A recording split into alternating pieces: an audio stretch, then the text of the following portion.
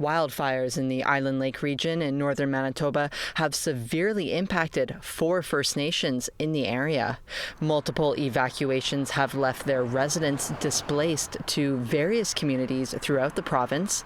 Island Lake chiefs say lack of provincial and federal investments in wildfire prevention strategies are to blame.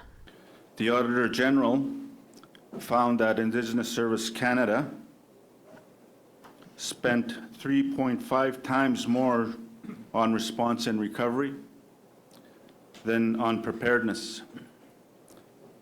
That is $646 million on reacting to disaster versus $182 million preparing for them. Garden Hill, Wasagamak, St. Teresa Point, and Red Sucker Lake Anishinaabe Nations are located about 500 kilometers northeast of Winnipeg. Anishinaabe Okamawan represents them. Their Grand Chief Alex McDougall says that roughly 80% of Indigenous communities are located near remote, fire-prone regions. Despite that, he says many are without the basic resources and infrastructure needed to respond to the fires. Experts confirm that investing in prevention saves money. Public Safety Canada acknowledges that a dollar invested in prevention saves $6 in response costs. Yet Ottawa refuses to follow its own math. Red Sucker Lake Chief Samuel Knott says his community has no way to escape a wildfire about 30 kilometers away. He says government investments in fire suppression teams and infrastructure projects like all-season roads are necessary for their safety.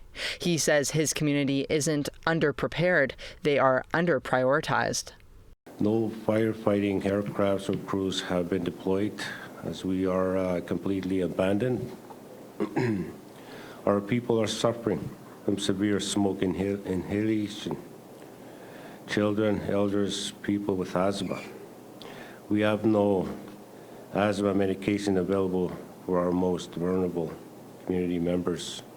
A 252-kilometer all-season road from St. Teresa Point to Barons River would cost $512 million.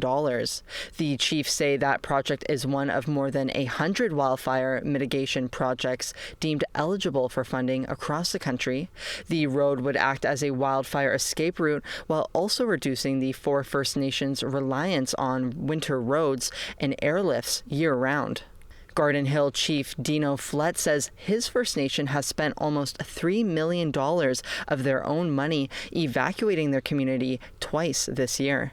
2 of the 3 of our winter road bridges were burnt. And that is our lifeline to our community. And we have to, and it's already August.